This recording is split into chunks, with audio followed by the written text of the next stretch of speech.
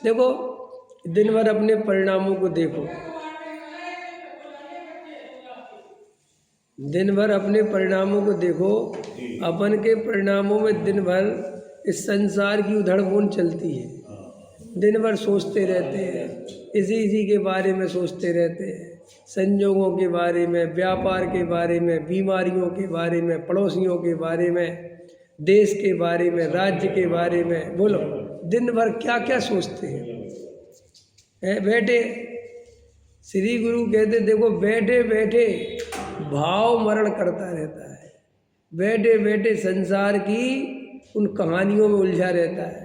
और इतना अमूल्य भाव है, बैठा है बैठा है बैठा है, सोच रहा है, उसे कुछ पता नहीं है कि सोचने का कितना फल है।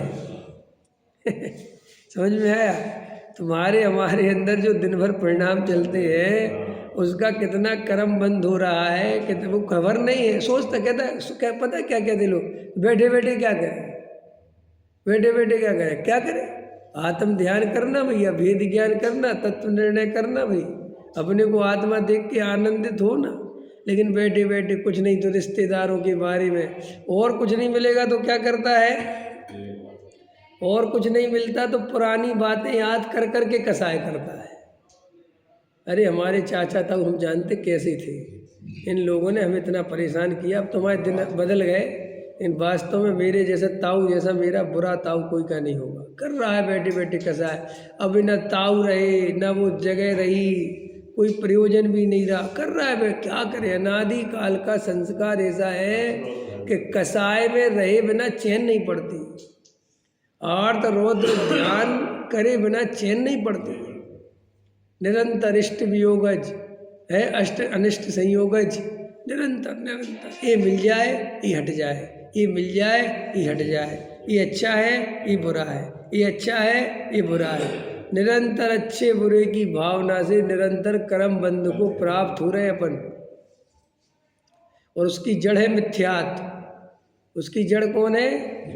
परिणाम को परिणाम से नहीं बदला जा सकता, परिणाम को ज्ञायक के आश्रय से ही बदला जा सकता है। जब तक जीव अपने को अनादि अनंत नित्य एक आत्मा नहीं देखे और जब तक ये स्वीकार नहीं करे कि मैं तो सदा काल रहने वाला तत्व हूँ, मैं मरने वाला हूँ नहीं, मेरा नाश होने वाला है नहीं, और ऐसी मैंने कितनी पर्याय धारण कर करके छोड़ दी, और ये वर्तमान पर्याय भी ज़्यादा दिन की नहीं है, कुछ ही काल में छोड़ दूंगा।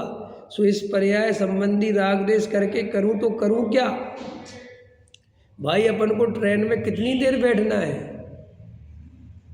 ट्रेन में जरा सा डंडा निकला हुआ है, जरा सी सीट फटी हुई है, जरा सी खिड़की की छड़ी निकली, कितना सोचोगे उसके बारे में? ये क्या करना, सरकार जाने, अपन को तो कुछ समय उधर जाना है। ऐसे श्री गुरु कहते ऐसे इस पर्याय में ज़्यादा राग देश मत करो, कोशिश करो कि बिल्कुल ही नहीं करो, क्योंकि ये पर्याय ज़्यादा काल की नहीं है, ये भाव बीत जाएगा, ये पर्याय चली जाएगी। संसार का भय रखो।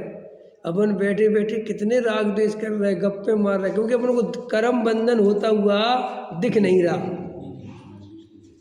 पता ही नहीं चल रहा। अगर वास्तव में कर्म बंध दिखे और साथ में इसका फल ये आने वाला है, वह भी हो जावे। जैसे केला खावे और पानी पीवे और जुकाम हो जावे, केला खावे पानी पीवे जुकाम हो जावे, ऐसा 2-3 बार देख ले, अरे बाप रे तो बहुत बड़ी समस्या। तो फिर कभी केला खावे पानी नहीं पीवे।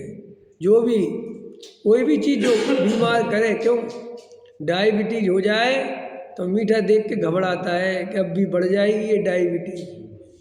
तो देखो खाता नहीं है, खाता है तो पहले दवाई खाता है कि भैया इसकी ये खा लो ना मर जाएगी। सब डॉक्टर कह देता है ये चीज मत खाना और ये बीमारी हो जाएगी, तो छू कर देता हो। ये आत्मा की बात सुनने में इतनी तुम सुन रहे हो, हाँ बराबर है कि नहीं?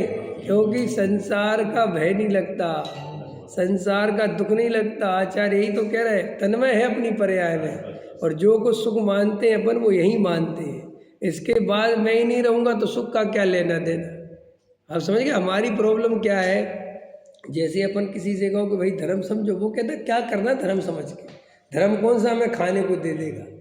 तो वो सोचता है कि खाने से सुख होता है, आप समझ गए। लेकिन यही तो भूल जाता है कि कितने दिन खाते रहोगे, कितने दिन ये सब करते रहोगे, तो पर्याय बदले। देखो कितना मिथ्यात्व है।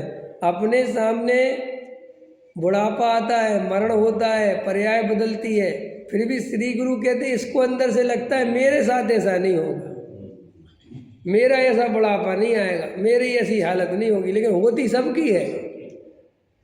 नहीं समझ में आया? और कोई आदमी ज़्यादा गफलत में जीवे तो वो तो बुढ़ापा स्वीकार नहीं कर पाता कि जो बुढ़ापा आया तो आया कैसे। भाई तुम बेहोश पड़े थे, पर्याय तो अपना परिणमन करेगी करेगी।